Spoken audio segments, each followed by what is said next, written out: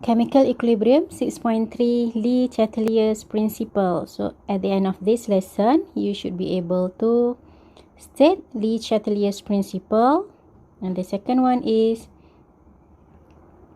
to apply Chateliers Principle to explain the effect of the following factors on a system at equilibrium. The first factor is the concentration of reacting species, and the second factor is pressure by changing volume. So what is Chateliers Principle?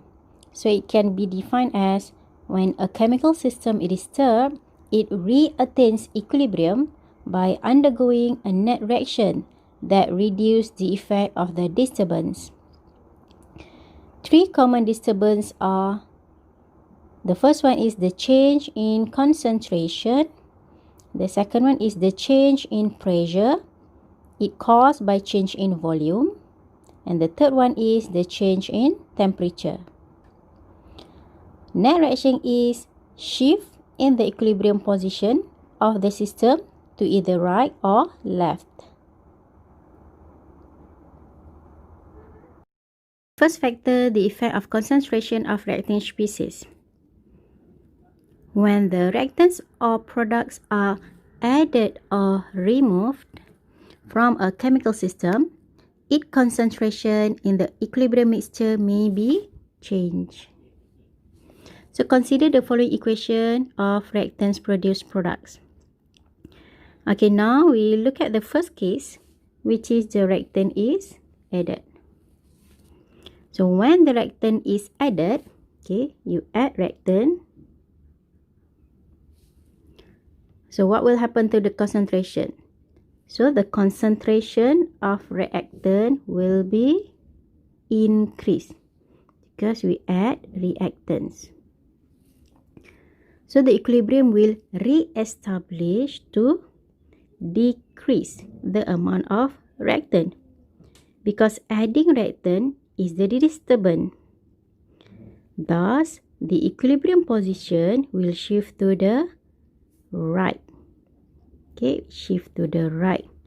Okay, why? Because by shifting to the right, the reactant will produce more product. Thus, the concentration of the added reactant just now will be decreased. Therefore, the new equilibrium is achieved. Okay, now look at the second case when the reactant is removed. Okay, now you remove the reactant. The reactant is removed from the system. So, the concentration, okay, you remove the reactant. Okay, so the concentration of reactant will be decreased because you remove the reactants. So the equilibrium will re-establish to increase the amount of reactant. Thus, the equilibrium position will shift to the left. Okay, because when it shifts to the left, the product will produce more reactant. Thus, the new equilibrium is achieved. Okay, now the third case is when the product is added. Okay, so when the product is added to the system, you add product, the concentration of product will be increased. The equilibrium will re-establish to decrease the amount of product because the addition of product just now is the disturbance. Okay, so how? So the equilibrium position will shift to the left. Okay, because by dissociate and produce more reactants, the concentration of product will be decreased. Okay, now the fourth case when the product is removed. Now you remove the product. Okay, we remove the product. So when the product is removed from the system, of course the concentration of product is decreased. So the equilibrium will re-establish to increase the amount of product. Thus, the equilibrium position will shift to the right, okay, to produce more product. keep in mind, the equilibrium system only will disturb if the concentration of reactants or product in gaseous phase and aqueous phase are changed. So the change in concentration of solid or liquid substance has no effect on the equilibrium position. Why? Because the concentration of solid and liquid remains constant. Based on the following reaction, predict the direction of the equilibrium when the first one is adding NO. So what happens when you add NO? So the concentration of NO, of course, will be increased because we add NO.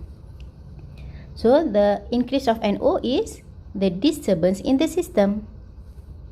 So the equilibrium will re-establish to decrease the amount of NO. So we will be decrease back the amount of NO added. So how? So the equilibrium position will shift to the right. Okay.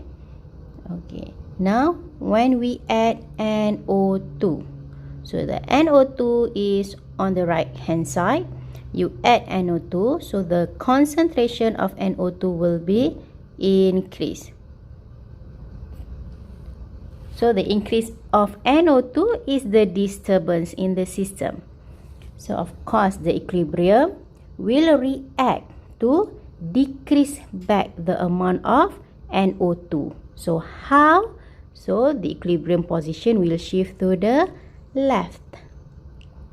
Okay. So now when we remove N2O. So remove N2O. N2O also on the right hand side. Okay. You remove N2O means the concentration of N2O is decreased. So the decreased N2O is the disturbance in the system. So the system will react to increase back the concentration of N2O. So how to increase back the concentration of N2O? So the equilibrium position will shift to the right. And the last one, when we remove NO. So you remove the reactant on the left hand side. Okay, we remove the NO. So of course the concentration of NO will be decreased. So the decrease in NO is the disturbance.